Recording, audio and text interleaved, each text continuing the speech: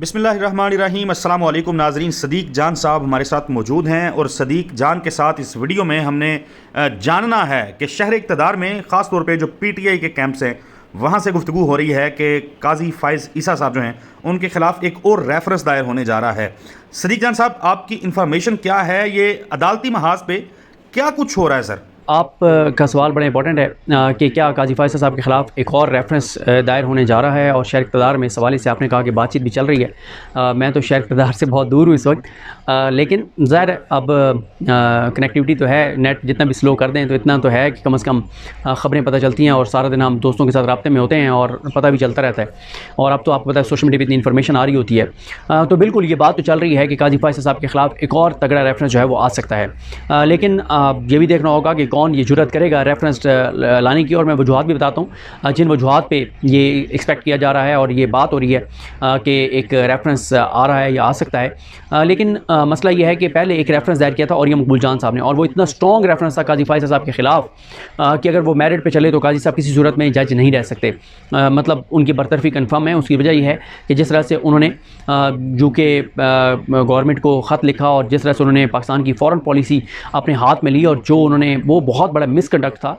किसी chief justice Pakistan या जज को ये हक़ हासिल नहीं है कि वो इस तरह से ख़ुद ये ज़िम्मेदारी लेते हुए और इस तरह से किसी और मुल्क पे अटैक करे और उसे ताने दे। तो वो बहुत बड़ा मिसकंडक्ट था। तो वो औरिया साहब को बड़ा स्ट्रॉन्ग रेफरेंस था। लेकिन उसके बाद फिर आप देख रहे हैं कि औरिया साहब जो हैं जो उनके खिलाफ इंतकामी कार्रवाई की गई पंजाब हुकूमत के ज़रिए। आपको पता है कि इस वक्त जो भी काजी साहब के ख़िलाफ़ होगा तो वो पंजाब हुकूमत के और वफाकी हुकूमत के निशाने पर होगा। उसको बहुत सी कुव्वतें जो हैं वो पसंद नहीं करेंगी जो भी काजी साहब पर तनकीद करेगा। तो औरिया मकबूल जान साहब गिरफ्तार हुए, फिर बात यहाँ तक नहीं रुकी। औरिया मकबूल जान साहब की टीम के जो मेंबर हैं मलिक अहमद हसन और मुर्तज़ा, वो दोनों गिरफ्तार हुए। उन दोनों को अभी तक जिस्मानी रिमांड पे रखा गया है और ये साहब जो हैं वो जुडिशल हो चुके हैं। और अब मसला ये है कि औरिया साहब ने जिस तरह से भुगता है और जो औरिया साहब के साथ हुआ है, उसके बाद मुझे बताएं ना कि कौन ये जसारत करेगा, ये जुर्रत करेगा कि वो काजी फ़ाइज़ साहब के ख़िलाफ़ जो है वो रेफरेंस डाले, जब पता हो कि जो भी रेफरेंस डालेगा वो गैर महफूज है, वो उठाया जा सकता है, वो अगवा किया जा सकता है, उसकी फ़ैमिली के ऊपर मुश्किल जो है वो सूरत हाल आ सकती है। देखें, काजी साहब का मिसकंडक्ट तो बहुत से वकला कहते हैं कि ये वाज़ेह तौर पर मिसकंडक्ट है। एक नहीं, वो वाला जो उन्होंने यूके की गवर्नमेंट को जो ताने दिए थे और जो उन्होंने पाकिस्तान की फ़ॉरेन पॉलिसी को हाथ लिया था, उससे संगीन ये मामलात हैं। और वो क्या हैं कि दो चीज़ें हैं। पहले ये बात हो रही थी कि मुबारक सानी केस में काजी फ़ाइज़ साहब ने जिस तरह से काजी फ़ाइज़ साहब ने अपने सेक्रेटरी को कहकर और मौलाना फजल रहमान साहब को गेट से रिसीव करवाया, बहुत प्रोटोकॉल दिया, फिर चैम्बर में उनसे मुलाकात की, चैम्बर में उनके साथ मामला तय किए, बल्कि यहाँ तक शहर इक़्तिदार में बातें हैं। मैं तो शहर इक़्तिदार में था जब ये बातें हो रही थी, और वो ये था कि जो चीफ जस्टिस के सेक्रेटरी हैं उन्होंने मुफ्ती मुनीब साहब से मुलाकात की, जिसके बाद मुफ्ती मुनीब साहब उस दिन सुप्रीम कोर्ट नहीं आए। और ये भी है कि जो चीफ जस्टिस के सेक्रेटरी हैं उन्होंने मौलाना फजल रहमान साहब को भी स्पेशल उन्होंने कहा था कि जी आपने आना है। हालांकि मौलाना साहब को पता नहीं इरादा था सुप्रीम कोर्ट आने का या नहीं था। तो ये कहा जा रहा है कि पूरा मैच फिक्स था। और ये भी इल्ज़ाम है कि काजी फ़ाइज़ साहब ने जो चैम्बर में बैठ के मामला तय किए, ये इल्ज़ाम तो नहीं है, ये कि रियलिटी है, बल्कि कि मामला जो उन्होंने तय किए तो ये वो नहीं कर सकते थे क्योंकि ओपन कोर्ट में कोई ऐसा ऑर्डर नहीं किया गया था कि अब ये केस जो है वो चैम्बर में सुना जाएगा, इन चैम्बर सुना जाएगा। क्योंकि जब तक चैम्बर में सुनने का ऑर्डर ना हो तब तक आप कोई भी जुडिशल वर्क चैम्बर में नहीं कर सकते। लेकिन काजी साहब ने उसने जुडिशल वर्क चैम्बर में किया, साजबाज की, और वजह यही थी कि जितने लोगों को सुना गया उसके बाद जो बारी थी वो लतीफ़ खोसा साहब की थी और वो सबज़ादा हामिद रज़ा की थी, वो मुफ्ती हनीफ़ कुरैशी की थी।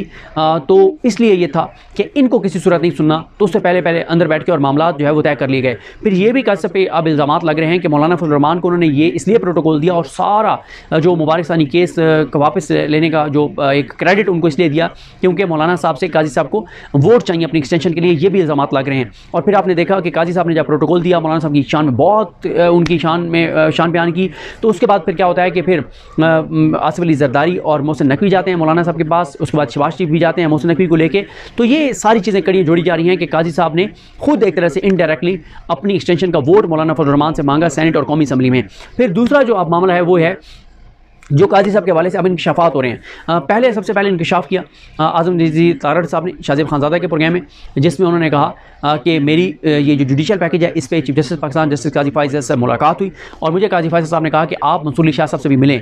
और फिर उन्होंने बताया कि मंसूर अली शाह साहब से भी मिले। फिर हसनात मलिक साहब की ये रिपोर्ट है कि एक हुकूमती शख्सियत ने या किसी आम वकील ने उनको बताया है कि मंसूर अली शाह साहब से जब ये बात की गई कि हम जुडिशल पैकेज ला रहे हैं और हम तमाम जजेस को की एज बढ़ाना चाहते हैं या हम चीफ जस्टिस का टेन्योर बढ़ाना चाहते हैं, तो मंसूर अली शाह साहब ने कहा कि देखें, आप अगर ये कानून बना रहे हैं तो उसको अप्लाई आप 2032 से करें, 2031-32 से करें, जब मौजूदा जो जजेस हैं और जो चीफ जस्टिस हैं जब वो रिटायर हो जाएंगे, उनकी रिटायरमेंट के बाद आप जो है इसको करें, ताकि अब जो जजेस हैं उनके लिए, नए जजेस के लिए ये मामला हो, ये जो मौजूदा जजेस हैं इनके लिए कम से कम या इन चीफ जस्टिस के लिए मामला ना हो।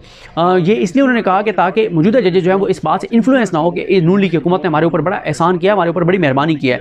फिर उसके बाद बात सामने आई जब नजम सेठी साहब ने कहा कि काजी फाइज ईसा साहब ने हुकूमत को कहा है कि आप मेरी एक्सटेंशन करें, लेकिन वो इस तरह से करें कि ये ना लगे कि मैं कह रहा हूँ, बस ये लगे कि आपने जो है वो सबके लिए किया है, ताकि ये ना लगे कि सिर्फ आप मुझे फेवर दे रहे हैं।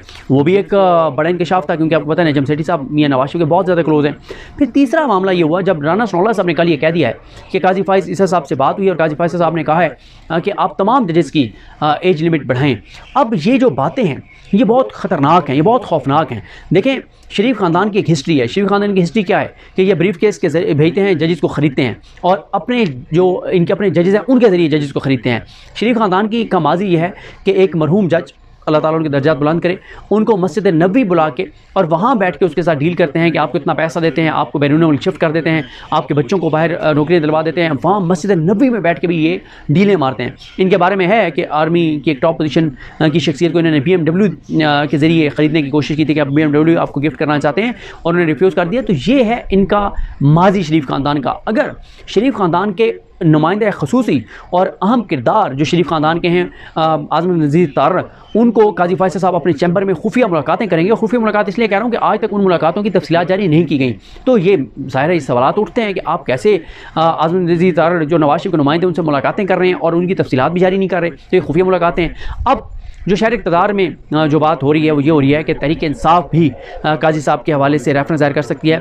लेकिन दूसरा तहरीक इंसाफ के अंदर एक सोच ये भी है कि हम रेफरेंस दायर करने के बजाय हम ऐसे करते हैं कि हम एक लेटर लिख देते हैं और लेटर ये लिख देते हैं काजी साहब को, और काजी साहब से इन तमाम चीज़ों पर जवाब मांगते हैं और काजी साहब से पूछते हैं कि काजी साहब ये बताइए कि कैसे आपने जो है वो नवाज शरीफ के नुमाइंदा खसूसी से मुलाकात की है, उसकी आप तफसीलात जारी करें। क्योंकि तहरीक इंसाफ का केस यह है, तहरीक इंसाफ ये कहती है कि देखें ये लंदन प्लान का हिस्सा था। काजी साहब लंदन प्लान का, इमरान खान कहते हैं कि काजी फाइज ईसा साहब और आमिर फारूक साहब ये लंदन प्लान का हिस्सा हैं, और तहरीक इंसाफ ये कहती है कि काजी साहब जब आए थे एज ए चीफ जस्टिस तभी से ये तय था कि उन्होंने उनको एक्सटेंशन होनी है और उनकी उम्र मुलाजमत बढ़ाई जाएगी। और तहरीक इंसाफ ये कहती है कि जो काजी फाइज ईसा साहब हैं उन्होंने 8 फरवरी का इलेक्शन इसलिए रिगेड करवाया, उसके बाद जो मैंडेट चोरी का है उसको इसलिए वो चाहते हैं कि बरकरार रहे, इसलिए उन्होंने ट्रिब्यूनल्स के फैसले को मुअत्तल किया हुआ है, उस केस को नहीं लगा रहे, इसीलिए इमरान खान के केसेस नहीं लगा रहे। इन्होंने नवाज शरीफ की तायात नैली ख़त्म की, इन्होंने ROs को, ब्यूरोक्रेसी के ROs को बहाल किया, इन्होंने लेवल प्लेइंग फील्ड नहीं दी, इन्होंने जबरी गुमशुदगियों के केस टेकअप नहीं किए। तो ये सुप्रीम जुडिशल काउंसिल में आमिर फारूक साहब का मामला टेकअप नहीं कर रहे, ये अपने वाले से मामला टेकअप नहीं होने दे रहे। तो तहरीक इंसाफ का यही इल्ज़ाम है कि काजी साहब जो है उस लार्जर प्लान का हिस्सा थे। और अब ये बात देखी जा रही है, देखते हैं कि तहरीक इंसाफ खुद कोई रेफरेंस जो है वो दायर करती है या कोई वकील जो है ये रेफरेंस दायर करता है। लेकिन बात बहुत ज़्यादा हो रही है कि काजी साहब के ख़िलाफ़ एक और रेफरेंस जो है वो दायर होने जा रहा है। लेकिन अगर काजी साहब की अब एक्सटेंशन ही नहीं हो रही तो फिर रेफरेंस दायर होना ना होना मैटर नहीं करता, क्योंकि अगर ये बात हो जाती है कि काजी साहब की एक्सटेंशन नहीं हो रही तो फिर शायद सुप्रीम जुडिशल काउंसिल में मामला टेकअप हो भी तो जो मंसूर अली शाह साहब हैं, मुनीब अख्तर साहब हैं और याह्या अफरीदी साहब हैं, क्योंकि याह्या अफरीदी साहब इसमें बैठेंगे और इसमें काजी साहब नहीं बैठेंगे, तो फिर शायद वो इन रेफरेंसेस को जो है वो मुस्तरद कर दें, इन कंप्लेंट्स को रिजेक्ट कर दें और काजी साहब के ख़िलाफ़ किसी तरह की कार्रवाई का कोई ऑर्डर ना दें कि ठीक है एक बंदा जा रहा है तो आप जाते हुए चीफ जस्टिस को इतना अर्सा उसने गुजारा है तो क्यों उसको बरतरफ किया जाए। तो ये अब है मामला। लेकिन देखते हैं जी रेफरेंस दायर होता है नहीं होता, ये तो अब आने वाला टाइम बताएगा। आने वाला टाइम बताएगा। सदीक जान साहब बहुत शुक्रिया आपके कीमती वक्त के लिए। नाज़रीन आपसे अगली वीडियो में मुलाकात होगी।